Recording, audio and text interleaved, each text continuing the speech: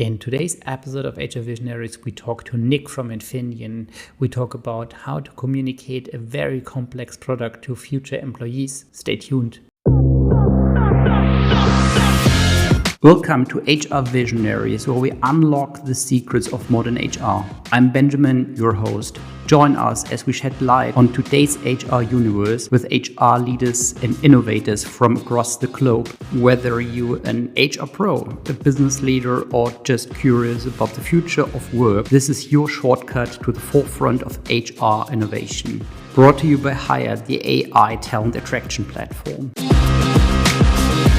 Welcome to the latest episode of HR Visionaries. I'm very much looking forward to my guest today, Nick. It's great to have you. Yeah, hello, also from my side. Thanks for having me. Nick, can you tell us a bit about yourself? Who are you? Yeah, I'm Nick. I'm working for Infineon Technologies. I'm the global head of recruiting and mainly responsible for the professional recruiting in our operations sites globally. So 15 sites with around 60 recruiters globally doing the operational recruiting part. Wow, so it's quite a team you have to manage there. Can you tell us a bit about your journey into that role? So was it always something you desired to become, or how can I picture your career? Well, it's not a straightforward career, to be honest. I started as a bank clerk, so a completely different industry. And after some years in this industry, I joined a consultancy doing, so from an external perspective, recruiting for companies. And then I worked for a British consultancy, then for a German one, mainly filling high-level positions, so managing directors and so on. And 4 years ago, I joined Infineon Technologies then as a recruiter, and then later on being responsible for different sites in Germany, and since October last year, globally for all production sites. It's super interesting. I worked as a bank clerk as well, so many years ago, it seems to be quite a good position to start your career then. Yeah, I think so, yeah. And it's actually quite interesting. So for those people who to listen from other countries, so the German system of apprenticeship is quite unique, at least from the European perspective. Is it also a topic at Infineon to hire people as apprentice and then grow them in their role? Yeah, it's a very important topic also for Infineon Technologies, mainly in Europe. So we have a quite big vocational training department in Germany, but also in Austria. And overall, we are hiring hundreds of apprentices each year in Europe. And we also try to roll that out globally to different operation sites, because it's a good source of our future talents for our production when we are really working with them for several years and then have the possibility to take them over into a permanent role after this apprenticeship. But well, honestly, it's not so easy doing that outside Germany and Austria, because we have a very well-settled system in these countries. And doing that in the US, for example, it's a different story, right? So it's an important point for us in Germany and in Austria mainly. And we try to use also our experiences in other countries. How do you then approach this? So, over here, I think it's actually quite very interesting to see how the this is kind of dual system of apprenticeship. So we're having some kind of a government run school system combined with several days a week working at a company, and then one gets a kind of like a dual degree afterwards. How do you transfer this to other countries? Yeah, it's not so easy, as already mentioned. So with this, especially with the government part, you cannot transfer it to other countries. So you can try to do as much as possible by yourself with your own organization. Yeah, sometimes together with other companies, because if you're working with different companies in the same topic, it's helpful for all of them. For Germany, I mean, the Germans who are listening to our podcast here, they know how it works. It's a combination. Usually, for most of the person, it's with a government-driven system, so it's called Berufsschule in Germany, and the second one is then the company. In our case, we work with different companies together. We have we are starting to have an academy also for microtechnology because it's very unique having the microtechnology in the semiconductor industry. So it's very special, and you cannot find an apprenticeship for a similar possibility outside this industry. Um, in your journey, well, working as a bank clerk and then joining a consultancy, what was the main driver of your decision back then to leave banking, where you can also have a decent career and join a consultancy?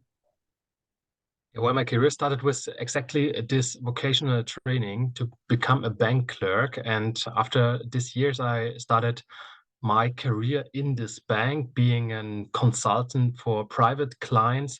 And I worked for, at the beginning for standard clients and then later on in the wealth management for a smaller bank. And after, in total 8 years, I came to a point where between me, and at this point in time, I was 25 years old, between me and the CEO of this smaller bank, there was only one person in between. And then I thought, is this really the end of my story, staying here in this bank for the end of my life? And then I decided to do a move outside of the banking industry. And as it is, there was a position open, and I thought, okay, it's a nice combination of doing sales, so that what you actually do when you're a bank clerk, consult private clients in a bank, it's selling products of this bank, right? And having this combination of working with persons, but also working with companies, so doing a sales job for a consultancy, but an HR related sales job. That's what's actually the beginning of my career in the HR department. And the foundation of my recruiting knowledge back then, 2012. So it's quite a long time ago already. And with that, it was step by step, going in different positions, doing recruiting from different perspectives. And then really joining a bigger company, and with Infineon, I picked a good one, having really the possibility here to lead also different people, starting with a smaller team, now being responsible for such a big organization. It's quite a very interesting story for me personally, and was a steep learning curve, let's say it this way. Well, Nick, allow me to follow up on that. So I think, well, career change, well, at age of 25, leaving a very settled environment, an environment where you are very familiar with everything, then going into a different industry, it requires a bit of courage, I think. And I was wondering, how did you approach this decision back then? So how did you weigh the pros and cons, given one could also say, okay, well, leaving banking industry, joining consultancy, doesn't that come with lots of risk? Yeah, that's right. But back then in 2012, it was actually the decision taken that I want to leave the banking industry. And then was just a question, in which direction do I want to go? My wife is working in a social environment, and I was absolutely sure that this is not the way to go for me. And then, working with people, you come really fast to the point that human resources could be a good possibility to start in. And starting in a complete new industry, doing different things is always hard.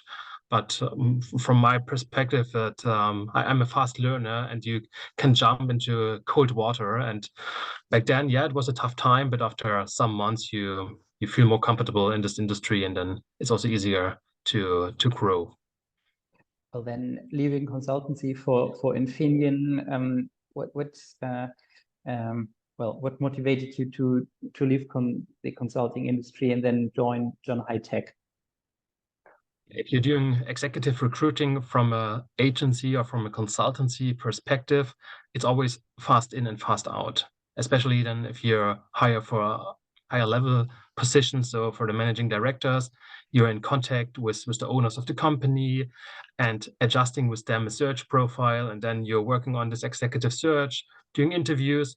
And finally, you found the right candidate, and this candidate starts at the company, and then you're gone and starting the process over again. And that was actually my main drive to think about changing really from a consultancy to a company, because here you really see what you have done, and you know how it is. Yeah. So in the beginning, I've done recruiting by myself. So I not only led the team, I was also responsible for operation recruiting. So mainly for R&D positions. And if you now just walk through the site and you meet people you have actually hired some years ago, that's great.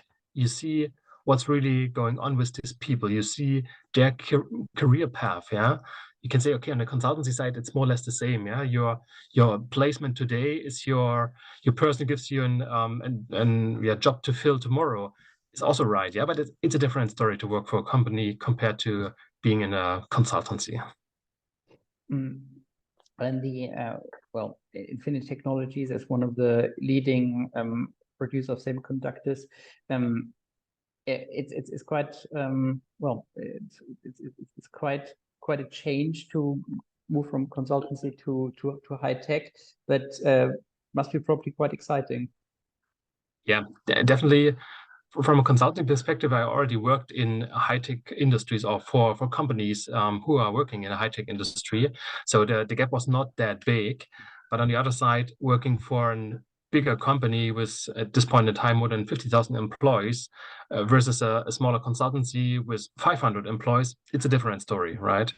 And that was, for me, the biggest change, being not one of 500, being one of 50,000. But to be honest, it never felt like that. Yeah? So I never had the feeling that I'm the last person at the end, joined Infineon, not able to do anything or to change anything. That's not the case here. So you're really able to do something and to change also what you want to go. And if you have good ideas, you can bring that in and bring them also to life. Can you tell us a bit more about Infineon? What do you guys actually do? Well, we produce chips, but our chips are not fried. Yeah, so we are really doing out of a silicon wafer that what you have in your e-car, for example. Yeah, so we are doing power semiconductors. It's a part of the semiconductor industry, and we are mainly doing that for automotive, industrial applications, but also for different other ones. And we are supporting our clients here with products which makes the lives easier, greener, safer, and especially more energy efficient. And that's the way we are going. So we are supporting with our company the decarbonization and digitalization of the world. I think when it comes to many products, most people have some kind of an idea how this product is put together. I think for a microchip, it's very difficult to understand because it all happens in tiny dimensions, and therefore it's very difficult to understand for the human brain how this actually works. So what is actually the thing that enters your factory and then leaves your factory? If you would take a look for the full cycle, it's the story from sand to the end product, because the silicon wafer is more or less made out of sand, right? And we are working with this solid wafer, and we are starting with this wafer, so doing the process steps that's a round thing, right? So that's a round thing you're presented sometimes on TV, and within those people who are completely covered look at, right? Yeah, exactly. Yeah, so it's really in our clean room. So they are working with this silicon wafers, and they are available in different sizes. The biggest one was 300 millimeters, and we are working with this wafer for some weeks. So it's not done within one day. It really takes a long time until from the original wafer without anything on it until the finished product in the front end part of the fab. It's quite a long time already. And after the front end part of the process, there's also a back end part. So cutting the wafer in this tiny pieces, this what is then really called chips, and out of these chips you're building modules. So in one module there could be more than one chip, for example. So there for electric cars, so e-cars, they have power semiconductors to bring the energy from the battery to the engine, more or less, on the wheel. And with that, we are producing these modules. And in these modules, you can find a lot of things, not only our chip. And this is actually the final product we are delivering then to our customers. And this is only the example out of the semiconductor industry for automotive, for e-cars. There are quite a lot of applications we are working on. I must say, when it comes to semiconductors, it's always quite interesting because people, or most people know, well, semiconductors are very important for the economy globally. However, the significance of how important chips actually are will only come to light when there are some kind of disruptions. I remember there were some disruptions in the supply chains back during COVID times. And then, well, people were actually freaking out because, okay, well, if we don't have the microchips available, well, we can't produce cars, we can't produce anything in the end. And at this point in time, we then become also the bottleneck for the industry, right? That's absolutely the case. And most of the people cannot imagine how much semiconductors we have in our daily lives. At the moment I look at the laptop, there are quite a lot of semiconductors in. If you take a look on your phone and also in your car, there are so many semiconductors, and not only in a EV car, also in a standard car. Just think about lifting a window up and down. There's a semiconductor behind because there is a little engine in your door. And for this little engine, you need a semiconductor, a power semiconductor. And with that, you know that in a standard car, there are more than 100 chips. And this is actually the industry we're also supporting. So the semiconductors have been around for some time, and there's this law that the speed of semiconductors doubles every 2 years, if I remember correctly. It has become, well, one of the most important industries globally. It's a very important industry, but it's still, compared to other industries, a very niche industry, right? And that makes the life not easier because there are not that many key players who are doing really the design of the chips and also the production. There are bigger companies doing only the design, also bigger companies in the end consumer industry. They are doing the designs of their chips, but they are not producing them by themselves. And there are other companies only producing the chips. And we are doing actually both, designing the chips and producing them by ourselves. And this makes us also quite unique. And especially in the automotive industry, for the power semiconductors, we are also leading the market here. So that it means in the last few years there was like a tremendous change also for you with the e-mobility becoming more and more important. So that there was probably and then something nobody could project 10 years ago.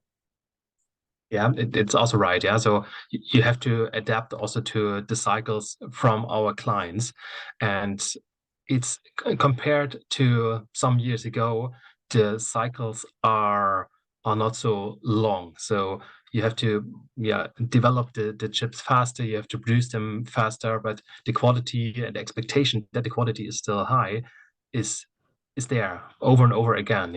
Also visible when we're having some client audits and so on. So the expectation is zero defect, because just think about driving a car and you have an accident. You don't want that the little semiconductor in your airbag sensor is not working, right? So zero defect at the client side. This is actually what we are striving for. What does it actually mean for your job? So you then need to get very highly skilled people on board very quickly, given industry is growing, and the demand for in particular the chips you produce is growing tremendously when we want to reach the goal of, well, no combustion engines by the year of 2035. So it's quite a bit of pressure, I assume. Yeah, and I mean, from a perspective of TA, what does it mean for us? We have a very broad range of job profiles to be filled, because we are doing the full cycle from design to production. And if you're now looking for a digital design engineer, he knows how a semiconductor works in general. You don't have to explain this person what a semiconductor is, right? If you think about persons who are working in our operation fabs, they are not necessarily know how a semiconductor is working. They can maybe repair the equipment, but if they haven't worked in the semiconductor industry before, they are not even sure what it means to work in a clean room all the time. It's different, yeah. So if you come from a local company, an energy provider, you're doing more or less the same, yeah. But we have different equipment. To be honest, it's also more expensive, yeah. And you have to work in the clean room 24/7. So the production more or less never stops. And this is quite hard to explain them what it means that it has to be clean all the time, because the structures of our chips, they are so tiny that each little particle flying around in the room could already destroy the wafer. And this is a bigger problem. And to explain what it means, that you need some weeks to finalize a chip, is quite hard. Comparing it to the automotive industry, so if you're working in a line producing a car, yeah, at the end of the line, you know, if the steering wheel is missing, you can see that, right? If we would miss one step in a row, yeah, well, the chip would not work again. That's the problem. And then we have to find out why this chip is not working. For sure, there's a lot of IT around making sure that this not happen.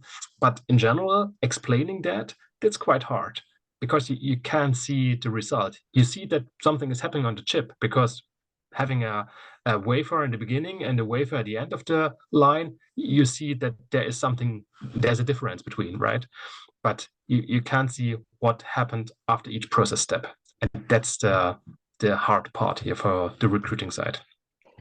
I can imagine, well, you have to communicate lots of extremes, right? So you have to communicate, okay, well, the factories you will be working in, they are incredibly expensive. So I think we all heard the numbers of how expensive chip factories are. So talking several billions, sometimes tens of billions of dollars. Well, you're going to work in a dimension that is, well, obviously not visible to the eye, but even, well, conceptually, it's hard to imagine. And then it's also well, an environment where you, well, walk around a bit like in spacesuits. So how do you communicate all these extremes when you approach people from universities, people from other from other industries who are used to, okay, well, as an engineer in the electronic space, for example, I can kind of see what I get, and I work on machinery that is, well, not remotely as expensive as at Infineon.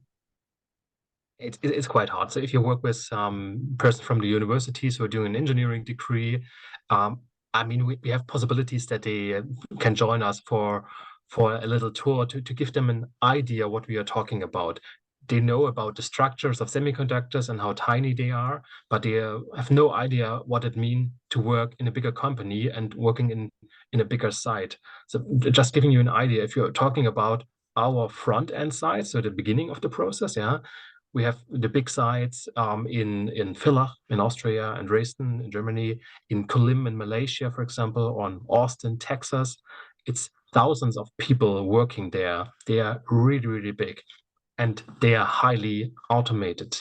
Yeah, so it's Dresden, for example, they have nearly 99% automation, and we have still thousands of people working there. And if you then we are going a step further, talking about the back end part, so the second part of the process, where the the wafer is already finished. We are talking about even bigger sites. So our biggest site, for example, in Malaysia is in Malacca.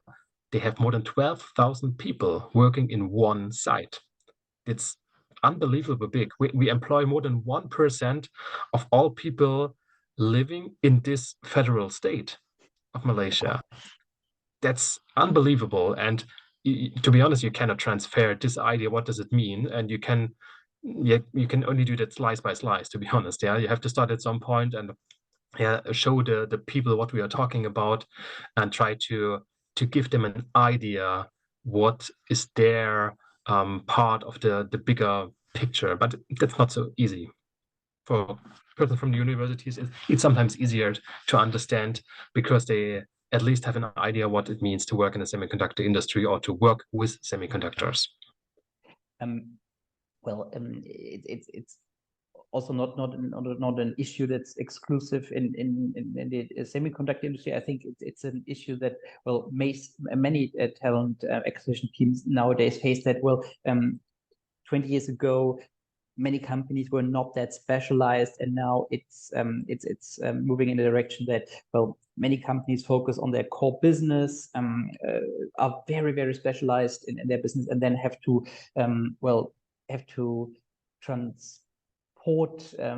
communicate this idea. So what were, if you had like three top picks of how to communicate what you do as an industry, what you do as a company. So what would these three top recommendations be? How to communicate difficult, very extreme dimensions, very extreme numbers? From my point of view, the most interesting thing is to understand the bigger picture. So why, as a company, you're doing that? What's your vision? What you're striving for as a company? And really try to transport this bigger picture to the people and telling them as easy as possible what we are doing. Honestly, I can't describe what we are doing in the semiconductor process in detail. And I'm pretty sure most of the people at Infineon can't do that. And it's not needed, yeah. But if you understand at least the bigger picture behind why we are doing that, I think that's the most important factor to also transport why a person should work for a specific company. And that's actually what we are doing. So trying to let them know why should you join Infineon? What's our kind of employer value proposition? Yeah. So why is Infineon the right employer for you, and why you shouldn't work for another company? And this is the main and most important point from my view. Yeah. Nick, so when you look at the semiconductor industry and with this exponential growth, which is for humans really difficult to understand, how do you communicate your future vision to future employees or to potential employees? Given I think in many industries it's hard to imagine, okay, what the world will look like in 5 years. You are at the very forefront of this development, and therefore it's perhaps even more difficult to understand, okay, where will the chip industry be in 5 years? Quick side story, I remember when I was still working in the bank many years ago, I remember a time when everyone was like, okay, so in 2007, 2008, chip industry, that's kind of like, seriously, nobody needs this anymore, and it's not going to be exciting anymore. It's a commodity. It's a bit like producing oil or producing chemicals. So it's a boring industry, and that has kind of changed, right? So someone who did bet on this 15 years ago was terribly wrong, and therefore, this outlook for the future is probably quite hard to understand. And we are not even planning 5 years ahead, to be honest. Yeah. So because 5 years is so far away, you cannot imagine what will change in this time. What we can do is for sure setting ourselves targets for us as a company. Just think about sustainability and so on, being CO2 neutral by 2030 and so on. Yeah, so there are some targets for us as a company, and I mean we're a stock listed company. Also, our investors are interested to see us not as a chemical company, seeing us really as an innovation driver, and also contributing to decarbonization by ourselves. I mean, if you just take a look at the chips we are producing and how much energy efficiency they are bringing, we are already in the end CO2 neutral. Yeah, but our target is, for example, having really that in mind also for us as a company by ourselves. And yeah, how should we communicate that, and how can we bring that also to not only to the candidates, also to our employees later on?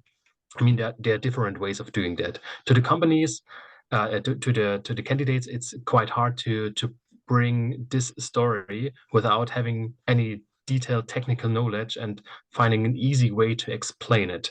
What we are doing, if we are going for career fairs, for example, we have all the time persons also from our business with us, which are able to explain it in the easiest way possible. Just think about having artificial intelligence not in a cloud, having artificial intelligence, it's called on the edge, yeah, really on the end device. Also, this is something we are working on as a company, and this makes us our lives so much easier if we have business counterparts with us who are really able to explain it in a good way. It's very, very helpful. And on the other hand side, for our employees, we have also experts to experts sessions. So that means that internally we have colleagues and they are trying to explain also very difficult technical things to other experts, because just working for the same company does not mean that you know everything about all other departments.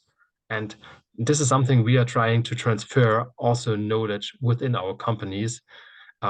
Companies means we not only have Infineon as the main company, we also have different subsidiaries, different companies we have bought in the past, and also bringing in their knowledge to Infineon and vice versa. It's super interesting what you say, given being in the driving seat when it comes to these developments is obviously super interesting, in particular in a world where so much is impacted by AI these days. Nick, I was wondering when you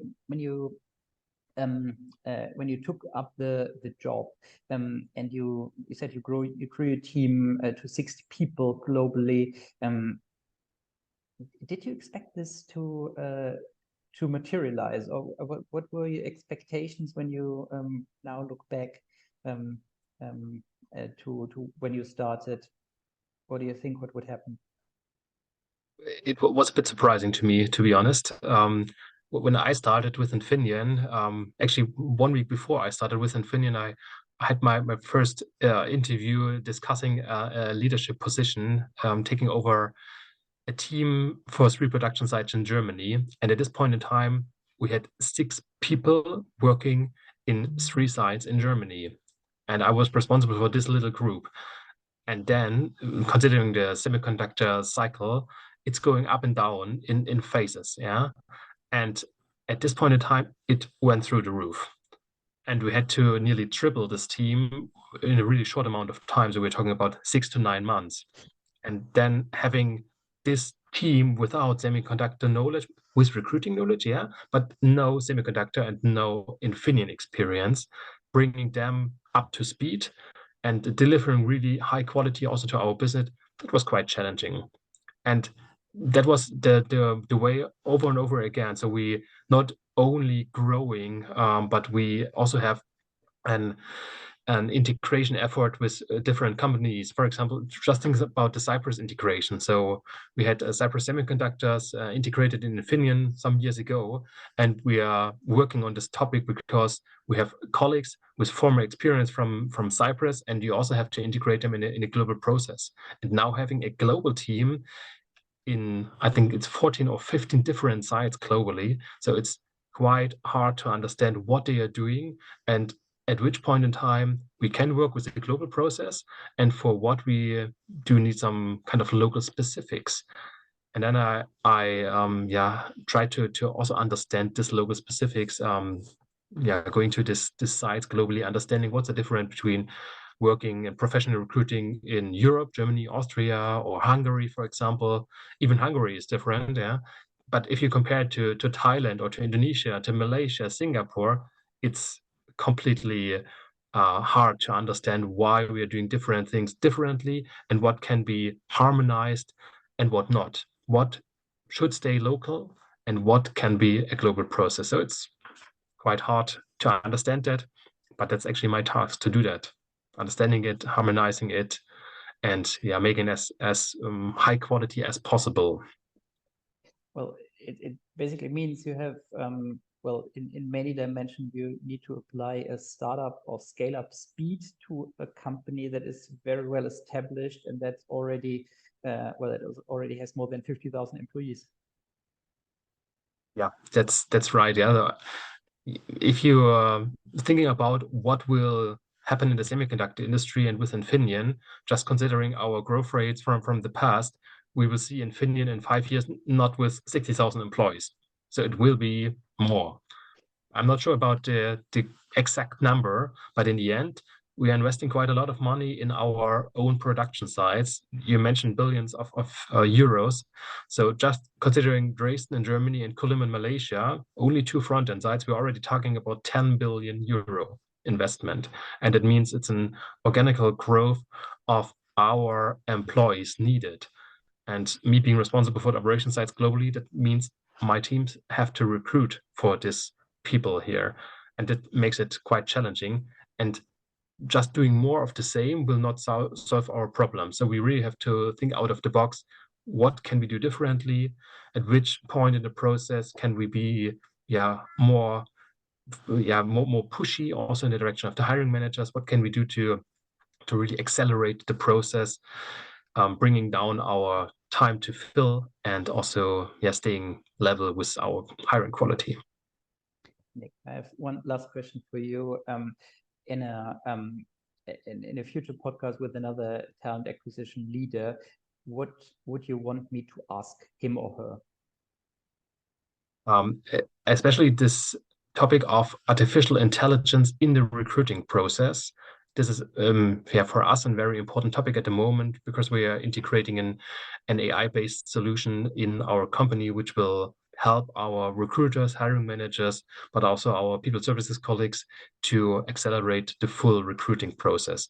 And for me, of the most important things is to understand when and how can AI help us, and how can we try to understand what our role as TA, as recruiting organization, will look like in the future with having AI integrated? So what's our role? What will we do in the future when we have an AI-based system in place? And what will we not do anymore? Cool. Thank you so much, Nick. It was super interesting to learn about, semiconductors, to learn about Infineon, to learn about yourself, and of course, to learn about, what you guys are currently looking at. Thank you so much. Thanks, Ben, for having me. And thanks to you, all of you. And thanks to all of you for listening in, and see you next time.